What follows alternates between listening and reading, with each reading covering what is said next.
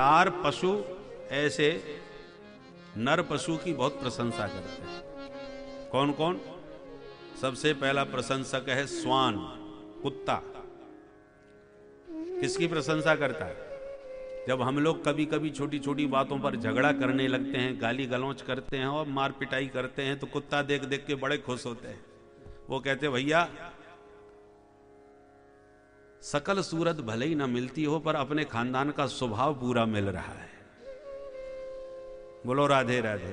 राधे राधे। कोई दूसरे क्षेत्र का कुत्ता निकल भर जाए, पूरे मोहल्ले के कुत्ते उसके पीछे दौड़ते हैं, बिना मतलब के, कोई लेना नहीं देना नहीं, अपने ही स्वजातियों पर भौंकते हैं। ये प्रकृति है उनकी। तो जब हम लोग आपस में लड़ते हैं तो ये अपना स्वभाव हमारे भीतर देखकर कुत्ते बड़े खुश होते हैं, तारीफ करते हैं। और दूसरा प्रशंसक है कौन? विटवराह, ग्रामीण सूगर। वो किसकी तारीफ करता है? जो केवल पेट भरने के लिए ही जीते हैं। खाओ पियो मौज करो, जीवन का कोई लक्ष्य ही नहीं है। प्रयोजन मनुद्देश्य मंदो पिन प्रवर्तते। बिना प्रयोजन के मूर्ख से मूर्ख व्यक्ति भी कहीं नहीं निकलता। तो आप जीवन की इतनी लंबी यात्रा कर रहे हैं, कोई प्रयोजन तो होना चाहिए, कोई उद्देश्य तो होना चाहिए, कोई लक्ष्य तो होना चाहिए। आप रेलवे स्टेशन पर जाके कहें भाई श्रीमान जी एक टिकट देना, कहां का? बोले कहीं का भी दो, हम तो यात्रा के लिए निकले। तो वो क्या सोचेगा? बड़ा महामूर्ख आदमी है। यात्रा के लिए तुम निकले हो तो तुम्हें पता होना चाहिए तुम कहां के लिए निकले हो। जिसका कोई लक्ष्य नहीं है कि हम कहां के लिए निकले हैं, वो तो महामूर्ख आदमी है। यात्रा का सहयोग देने वाले सहयोगी मिल सकते हैं, पर यात्रा निश्चित तुम्ही को करनी हो कि बद्रीनाथ जाना है कि रामेश्वरम जाना है। लक्ष्य जब आप बताओगे तब बताने वाले कहेंगे रामेश्वरम के लिए फलानी गाड़ी जाएगी और बद्रीनाथ की तरफ अमुक गाड़ी जाएगी। पर लक्ष्य तो निश्चित करो। तो जीवन का क्या लक्ष्य है? खाना पीना सोना, तो ये तो जीवन की यात्रा के प्रबंधन हैं, आवश्यक अंग हैं। और लक्ष्य क्या है जीवन का नहीं मालूम। उसी प्रकार केवल पेट भरने के लिए जी रहे हैं और पेट के नाम पर हजारों पाप कर रहे हैं। क्या करें साहब, पापी पेट का सवाल है। झूठ बोलना पड़ता है, माने हर पाप को पेट से जोड़ देते हैं। हमसे अच्छे तो वो पशु हैं, जितना पेट में बनता है उतना ही तो खाते हैं और घोटाला तो नहीं करते। इतना पेट में बना पा लिया, उनके कुठार भंडार तो कुछ होते नहीं।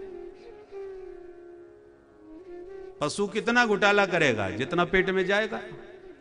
पर हम लोग तो ऐसे खतरनाक पशु हैं कि अपना पेट भरा सो भरा, अपने 7 पीढ़ियों तक का पूरा प्रबंधन करने का प्रयास करते हैं। अन्न, हम तो अन्न भक्षी हैं। अन्न खाते खाते महाराज अन्न से भी पेट नहीं भरा तो कोई चारा खा गया, कोई कोयला खा गया, भगवान जाने कैसे कैसे घोटाले करने वाले। जो मिला सो ही घोटाला कर दिया। इतना जबरदस्त पेट है ये नर पशु का, जो कभी कोई भर ही नहीं सकता। इसलिए सूगर बड़ा प्रसन्न होता है, भैया हम भी पेट भर रहे हैं, उल्टा सीधा जो मिला सो पाया, ऐसे तुम भी पेट भरो अपना। तीसरा प्रशंसक है ऊंट, जो हमेशा मुंह उठा के चलता है। उसी प्रकार जो पद प्रतिष्ठा, पैसा को पाकर के अहंकार में आकर के गर्वेण तुंग शिरः, संत महापुरुष महज्जनों को प्रणाम करने में जिन्हें शर्म लगती है कहीं छोटे ना बन जाएं, ऐसे अहंकारियों को देख करके ऊंट बड़ा खुश होता है कि चाल चलन तो हमारी खानदान का मिला हुआ है। और चौथा प्रशंसक है खर। खर माने गधा। गधा किसकी तारीफ करता है? जो केवल जिंदगी भर घर गृहस्थी का ही बोझा ढोने में लगे रहते हैं। गधा कहता है मैंने भी खूब बोझा ढोया है, सारी जिंदगी ढोया, पर जिनके लिए बोझा ढोया उन्होंने एक दिन डंडा मार के भगा दिया जब किसी काम का नहीं रहा। अब गधे को पड़े पड़े कौन खिलावे? बोझा तो ढोता नहीं। उसी प्रकार जब तक कुछ करते रहोगे तब तक सम्मान भी घर में रहेगा, और जब देखा ये किसी काम के नहीं रह गए तो कहते हैं जाओ हरिद्वार में भजन करो, जब देखो तब खांसते रहते हो, ना सोते हो ना सोने देते हो। सुई उल्हाने देने प्रारंभ करते हैं और एक दिन स्थिति गधे जैसी ही हो जाती है। तो गधा कहता है कि हमने भी बोझा ढोया पर मिला कुछ नहीं। बोलो आज तक किसी गधे को सम्मान मिला? किसी ने तारीफ भी करी क्या कि वाह भैया तुम्हारे ही जैसा पुरुषार्थी कोई नहीं हो सकता, तुमने जितना बोझा ढोया है, जितना परिश्रम किया है, कोई कर नहीं सकता? कोई नहीं कहता, गधा गधा ही रहता है।